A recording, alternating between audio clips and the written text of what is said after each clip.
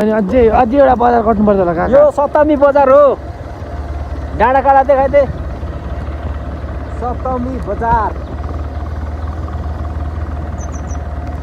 हामीलाई चाहिँ यहाँको मान्छेलाई ढाँटेर यता आएको छौँ होइन 10 मिनट भनेर। फुङसिङ बजार चाहिँ 10 मिनट लाग्छ भनेर आएको, तर हामी सप्तमी बजार आइपुग्यौँ। आधी घन्टा बढी भइसक्यो हिँडेको।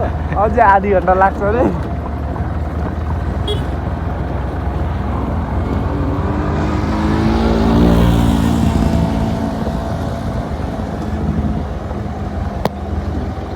सप्तमी बजार यताउता देखाइदिएको ठाउँ लोकेसन लुक्सहरू। कुहिरै मात्रै लागिरहेछ। फाइनली अब हामी सप्तमी बजारमा यहाँको के चाक्सु मरेको हो? अर्ग्यानिक जाँड कोदोको जाँड। बजार आयौँ। बजार सप्तमी बजार भएका हल्लिएरै भएन नि त। हल्लिएरै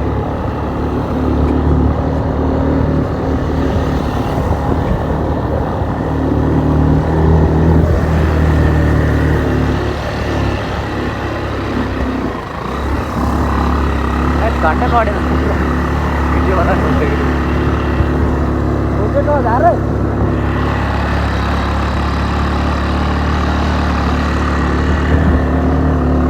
पङ्खाहरू पनि छ होला हौ यहाँ। त्यहाँको उहाँको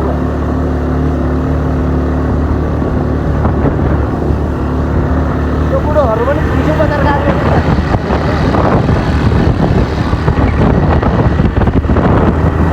रोटी बनाएको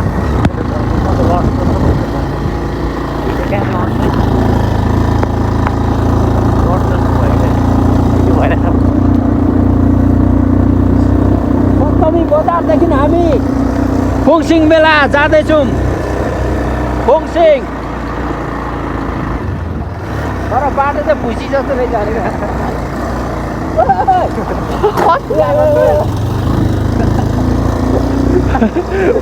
कत्रो डाँडा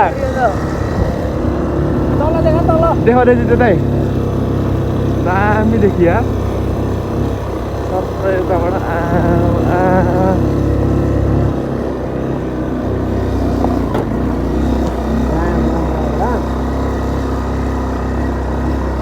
यता चाहिँ देखाउनु पर्छ क्या।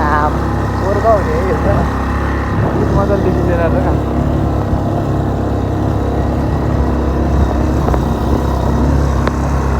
काट्दै बनाएर आफू डाँडा देखाएको त डाँडा। मुस्ताङ जाँदा फेरि यस्तै ठाउँ आउँछ ठाउँमा। मुस्ताङ जाँदा पनि यस्तै ठाउँ आउँछ र यस्तै डाँडाहरू। हामी लगभग मुस्ताङको छेउछाउ आइपुग्यौँ होला है। आइपुग्यौँ होला अहिलेदेखि हिँडेको त।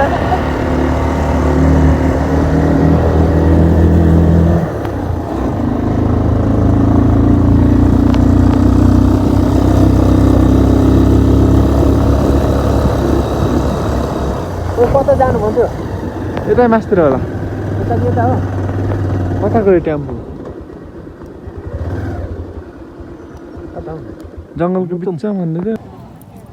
ल फाइनली हामी चाहिँ फुङसिङ मेला आइरहेको छौँ। यहाँनिर रवि मासतिर फुङसिङ मेलामा चाहिँ यहाँ पुरै यतिको सिसा त केही पनि होइन। खुकुरी भन्दा कडा छ यो कर त। फुङसिङ मेलाको दृश्य हेर्नुहोस् कस्तो रमाइलो छ यो ठाउँ।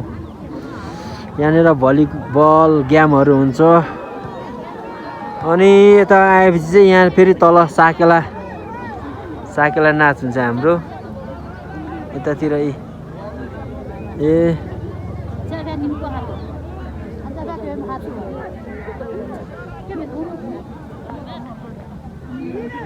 डाँडामा छ है यो फुङसिङ मेला चाहिँ।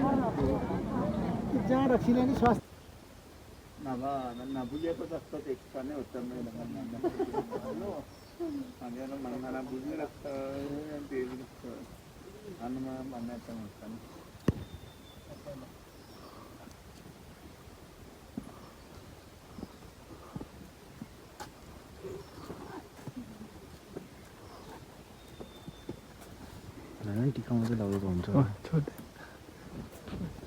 भिडियो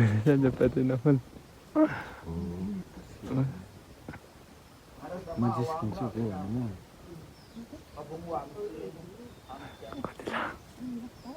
मलाई जस्तो के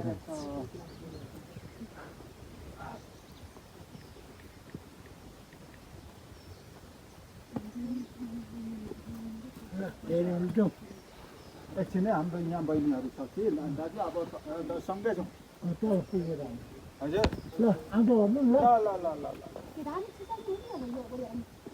ल ल के बेस के ल त्यहाँखेर यो छिट्टै अर्को बिहा होस् होइन मिलोस् हौ बुढाबुढी बुढाबुढी मिलेपछि राम्रो हुन्छ नि त ससुराली गइराख्नु हुन्छ नि खतरा ढुक्नु